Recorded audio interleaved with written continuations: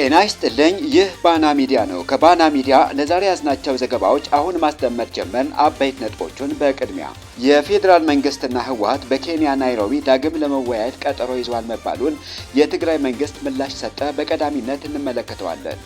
በትግራይ ላይ የድሮን ድብደባው እንዲቀጥል የቀድሞ የቲዲኤፍ ከፍተኛ አዛዥ የነበሩ አሁን ላይ የሐራ መሬት አዛዦች መጠየቃቸውን ተጋለጠ። ትግራይን ለማጥቃት ይንቀሳቀስ የነበረውን የመከላከያ ሰራዊት አንድ ሙሉ ሬጂመንት መደምሰሳቸውን የፋኖ ኃይሎች አስታውቀዋል። በዝርዝር ይዘነዋል።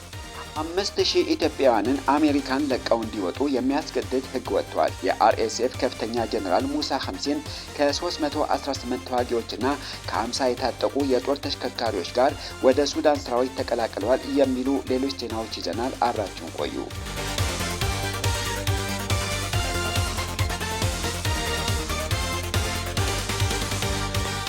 የፌዴራል መንግስትና ህወሓት በኬንያ ናይሮቢ ዳግም ለመወያየት ቀጠሮ ይዟል መባሉን የትግራይ መንግስት ምላሽ ሰጠ። በአሁኑ ወቅት እያደረግን ያለለው መከተ አንድን ስርዓት ለማስወገድ ብቻ ሳይሆን ህልውናችንን ለማረጋገጥ ነው ሲሉ የትግራይ ኮሚኒኬሽን ጉዳዮች ቢሮ ኃላፊ ዶክተር አብርሃም ሀጎስ አስታወቁ።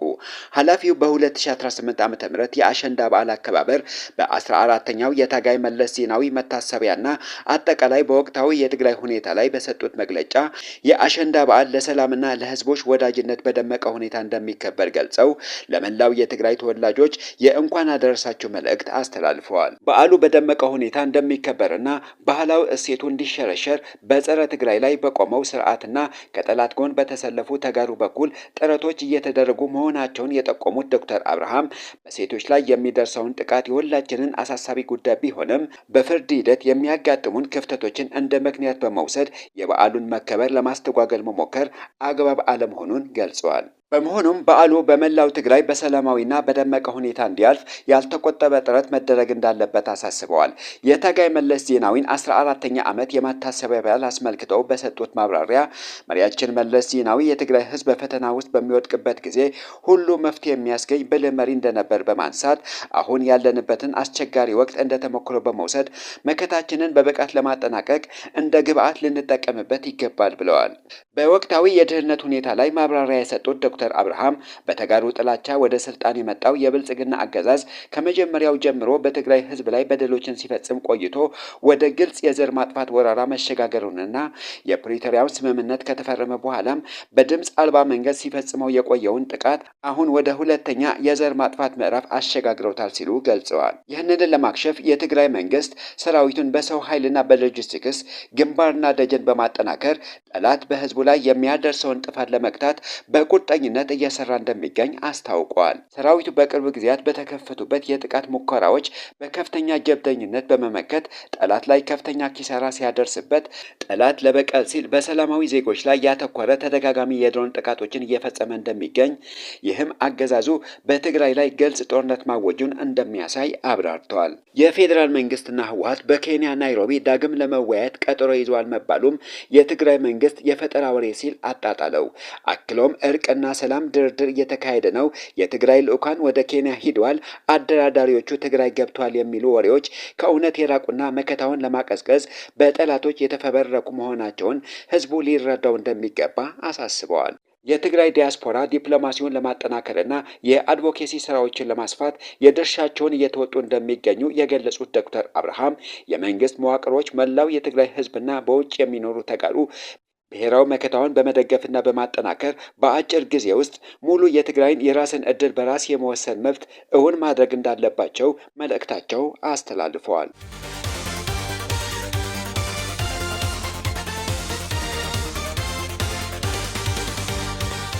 በትግራይ ላይ የድሮን ድብደባው እንዲቀጥል የቀድሞ የቲዲኤፍ ከፍተኛ አዛዥ የነበሩ አሁን ላይ የሐራ መሬት አዛዦች መጠየቃቸውን ተጋለጠ። ትግራይን ለማጥቃት ይንቀሳቀስ የነበረውን የመከላከያ ሰራዊት አንድ ሙሉ ሬጂመንት መደምሰሳቸውን የፋኖ ኃይሎች አስታውቀዋል። የፌዴራል መንግስት በትግራይ ክልል ላይ የሚያካሂደውን የድሮን ድብደባ ለአንድ አፍታ እንኳን ሳይቋረጥ እንዲቀጥል የቀድሞ የቲዲኤፍ ከፍተኛ አዛዥ የነበሩ አሁን ላይ የሐራ መሬት አዛዦች ጥያቄ ማቅረባቸውን ከጀነራል ጻድቃን ገብረትንሳኤ ተጠልፎ የተገኘ አዲስ የስልክ ውይይት መረጃ ይፋ አደረገ። በተጠለፈው የድምፅ መረጃ መሰረት የብልጽግናን የጥፋት አጀንዳ ለማስፈጸም በአፋር ሀራ መሬት በሚል ስም ሰራዊት እየመራ የሚገኘው የቀድሞ የቲዲኤፍ አርሚ 22 አዛዥ ከበደ ፈቃዱ ከጀነራል ጻድቃን ጋር ባደረጉት ስልክ ውይይት የፌዴራል መንግስት ድሮን ድብደባውን እንዲቀጥል ተማጽነዋል። ጀነራል ጻድቃንን በበኩላቸው የድሮን ጥቃቱ ካለምንም ማቋረጥ እንደሚቀጥል ከአብይ ጋር መነጋገራቸው ገልጸዋል። ቲዲኤፍ ከፌዴራል መንግስት ጋር የሚመጣጠን ከባድ የጦር መሳሪያ ስለታጠቀ ይኸውም መሳሪያ በድሮን እንዲወድም ይደረጋል ብለዋል። በቅርቡ በእንደርታ አካባቢ የተፈጸመው የድሮን ድብደባም የዚሁ እቅድ አካል እንደሆነና ትግራይ መሳሪያ አስገብታለች በሚል ምክንያት የህዝብና የመንግስት ተቋማት ለማፍረስ ውጥን መኖሩን ተናግረዋል። ከአብይ ስንቅና ትጥቅ የሚሰፈርለት ራሱን የሀራ መሬት ሰራዊት ብሎ የሚጠራው ኃይል ከአብይ ትዕዛዝ ውጪ ጦርነት እንደማይከፍት ማስጠንቀቂያ እንደተሰጠው ጀነራል ጻድቃን ይፋ አድርገዋል። የጀነራል ጻድቃን ሚስጥር መውጣት ተከትሎ ደግሞ የአብይ አህመድ ደጋፊዎች ቁጣቸውን እየገለጹ ነው። አክቲቪስቶቹ ባወጡት መግለጫ ለጀነራል ጻድቃን ሚስጥር አይነገርም፣ ምክንያቱም በፌዴራል መንግስቱና የደህንነት የጦር ስልት ላይ ከፍተኛ ኪሳራ ያስከትላል ሲሉ ጽፈዋል። በብልጽግና ውስጥ ያሉ የትግራይ ተወላጅ አመራሮችና ጀነራሎች ከትግራይ አመራሮች ጋር ድብቅ ግንኙነት የመረጃ ልውውጥ ስለሚያደርጉ ለሀገራዊ ደህንነት አደጋ መሆኑን ጠቅሰዋል። አክቲቪስቶቹ ወዳጅም ሆነ ጠላት ሊያውቀው የሚገባ አንድ ነገር አለ። ከጻድቃን ጋር ሚስጥር አይወራም፣ ሚስጥር መጠበቅ እንደማይችል ሁሉም ያውቃሉ ሲሉ ተችተዋል። ከዚህ ቀደም ጀነራል ጻድቃን ከብስራት አማረ ጋር በስልክ ያደረጉት ውይይት የአደባባይ ሚስጥር ሆኗል። ከፕሪቶሪያው ስምምነት መፈረም በፊት በጅቡቲና በሴሸሊስ በሚስጥር የተካሄዱ ድርድሮችን በተመለከተም ጀነራል ጻድቃን የዩኒቨርሲቲ መምህራንን ሰብስቦ ሚስጥራዊ መረጃ ይፋ ሲያደርግ የድምፅ ቅጂ መውጣቱን በማስታወስ በጀነራል ጻድቃን ላይ አስቸኳይ ማብራሪያና እርምጃ እንዲወሰድ በጽኑ እየጠየቁ ይገኛሉ። አሁንም ከሀራ መሬት አመራር የሆኑት ከበደ ፈቃዱ ጋር ያደረጉትን የስልክ ውይይት በሚዲያዎች ተበትኗል ብለዋል። ይህ በእንዲህ እንዳለ ትግራይን ለማጥቃት ይንቀሳቀስ የነበረው የመከላከያ ሰራዊት አንድ ሙሉ ሬጅመንት መደምሰሳቸውን የፋኖ ኃይሎች አስታወቁ። በዋግ ኽምራ ግንባር በተደረገው በዚህ ውጊያ በሶስት አቅጣጫ ማለትም በላልኪው፣ በአስከተማ፣ በዲውናና ከአዚላ የመጣውን የብልጽግና መከላከያ ሰራዊት 38ኛና 39ኛ ክፍለ ጦር አባላትን ዋልካው በተባለ ቦታ ድባቅ መመታታቸው የፋኖ ኃይሎች ገልጸዋል። በዚህ አውደ ውጊያ ከ50 በላይ የጠላት ኃይል የተደመሰሰ ሲሆን 5 ወታደሮች ደግሞ ተማርከዋል። በተጨማሪም አንድ ብሬን፣ 26 ክላሽንኮቭ፣ 15 ቦምብ፣ 25 ካዝናና 9 ወታደራዊ ሻንጣ እንዲሁም 1100 የክላሽንና 1800 የብሬን ተተኳሾች በምርኮ መያዛቸው ታውቀዋል። የፋኖ ኃይሎችን ምት መቋቋም ያቃተው የመከላከያ ኃይል መድፍ በዘፈቀደ በማወናጨፍና በአካባቢው በሚገኙ ንጹሐን አርሶ አደሮች፣ ሴቶችና ህጻናት ላይ ጥቃት ማድረሱንና ንብረት መዝረፉን ምንጮች አያይዘው ገልጸዋል።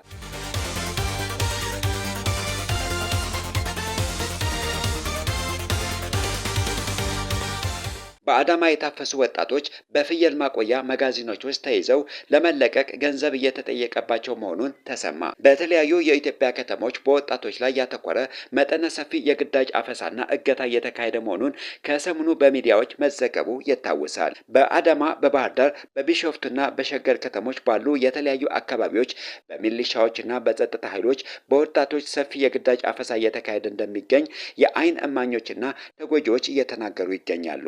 በአዳማ ከተማ ወንጂ ማዞሪያ በተባለ ቦታ በአካባቢው የሚገኙ ዘመዶቹን ጠይቆ ሲመለስ አፍሶ ለ2 ቀናት ያህል ታስሮ እንደነበር የገለጸ አንድ ወጣት አፍሰው የወሰዱኝ ሰዎች በሰውና በስንት ልመና 20 ሺህ ብር ከፍዬ ነው ልወጣ የቻልኩት ሲል ለመሰረት ሚዲያ ተናግረዋል። አክሎም ታፋሾቹ በአዳማ ከተማ ሞንኪ ወጋራጅ ጀርባ በሚገኘውና በተለምዶ ሚዛን ተብሎ በሚጠራው ትልቅ የፍየል ማቆያ መጋዘን ውስጥ እንደሚታጎሩ መክፈል የማይችሉ ወይም የሚያውቃቸው ሰው የሌላቸው 100 የሚጠጉ ወጣቶች አሁን በዚያ መጋዘን ውስጥ ይገኛሉ ብለዋል። በተመሳሳይ ሁኔታ በባህር ዳር ከተማ ነሐሴ 12 2018 ዓ.ም በወጣቶች ላይ የጠነከረ የግዳጅ አፈሳ መካሄዱን ከስፍራው የተገኘ መረጃ ያመለክታሉ። በተለይም በቀበሌ 13 ጎፋ ሰፈርና ገጠር መንገድ በተባሉ አካባቢዎች ስፋት ያለው አፈሳ የተካሄደ ሲሆን በርካታ እናቶች ልጆቻቸውን ፍለጋ በየፖሊስ ጣቢያው ሲንከራተቱ እንደነበርና በርካታ ወጣቶች በሲኖትራክ መኪኖች ተጭነው ሲወሰዱ ማየታቸውን ነዋሪዎች መስክረዋል።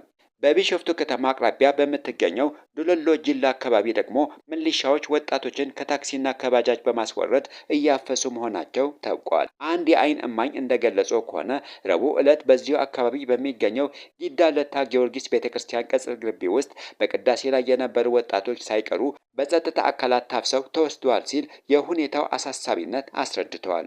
በሌላ በኩል በሸገር ከተማ በፉሪ፣ ኬንቴትሪ፣ ሰበታ፣ አለም ገናና ወለታ አካባቢዎች በሚሊሻዎች የሚካሄደውን አፈሳ እጅግ ከባድ ደረጃ ላይ መድረሱን ተገልጿል። በሚሊሻዎች የደፈጣ ድርጊት ምክንያት ወጣቶች ከቤት ወጥተው ዕቃ መግዛት እንኳን እንዳይችሉ የተናገሩት አንድ የወለቴ ነዋሪ በእኛ አካባቢ ብቻ በብዙ ሺህ የሚቆጠሩ ወጣቶች ታፍሰው ሀረር ዳቦ አካባቢ በሚገኘው የወጣቶች ማዕከል ውስጥ ታጉረዋል ብለዋል። ወላጆች ልጆቻቸውን ለመጠየቅ በሚሄዱበት ወቅት በሚሊሻዎች በዱላ እንደሚደበደቡና ከዚህ ቀደም ይደረግ የነበረውን በገንዘብ ክፍያ የማስፈታት አሰራር አሁንም ቀጥሎ እንዳለ ገልጸዋል።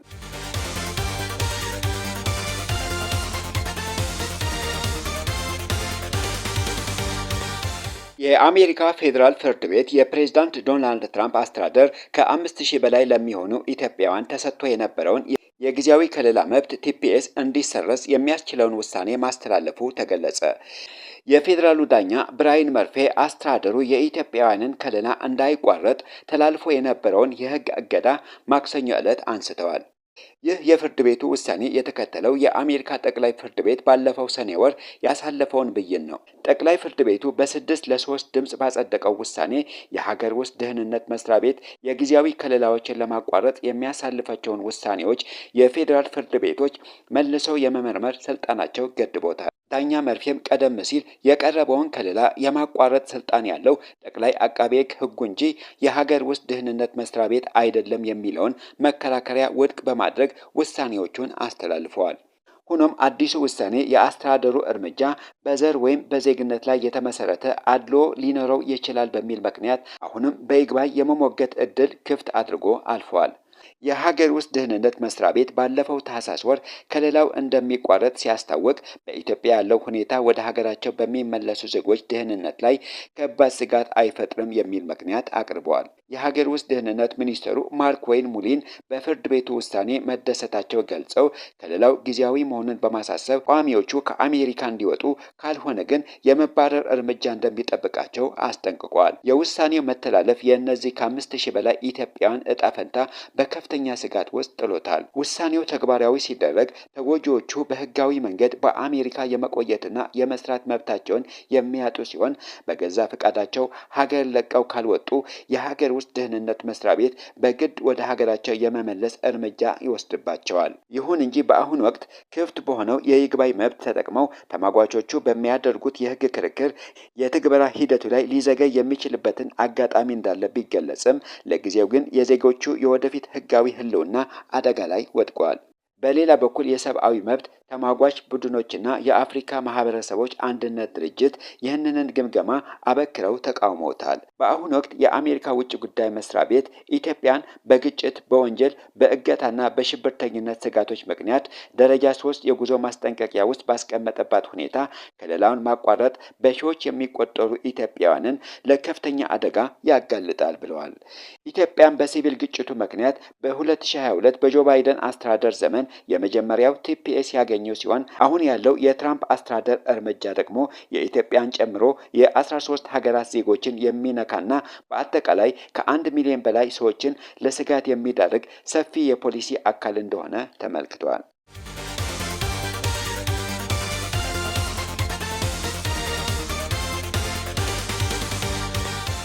የአርኤስኤፍ ከፍተኛ ጀነራል ሙሳ ኸምሲ ከ318 ተዋጊዎችና ከ50 የታጠቁ የጦር ተሽከርካሪዎች ወደ ሱዳን ሰራዊት ተቀላቀሉ።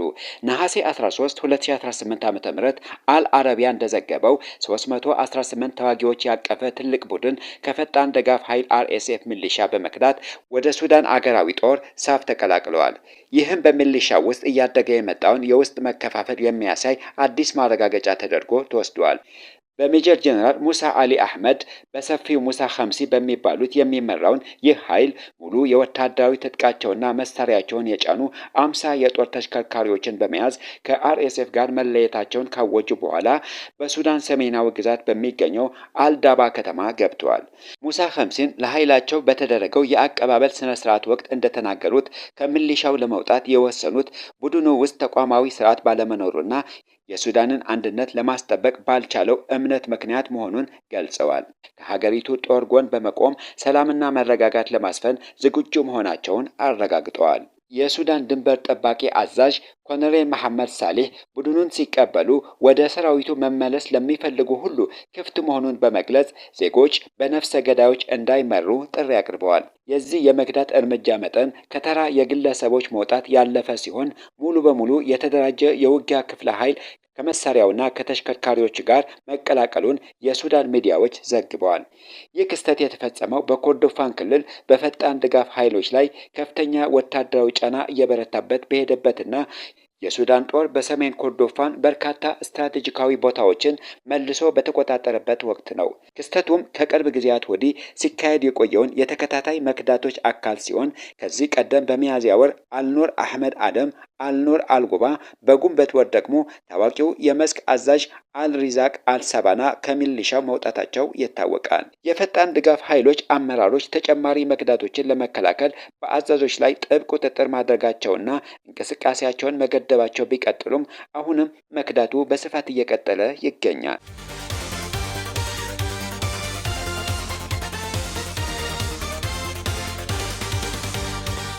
የተከበራችሁ የባና ሚዲያ ተከታታዮች ለዛሬ ያዝናቸው ዜናዎች እነዚህን ይመስሉ ነበር። ስለተከታተላችሁን ከልብ እናመሰግናለን።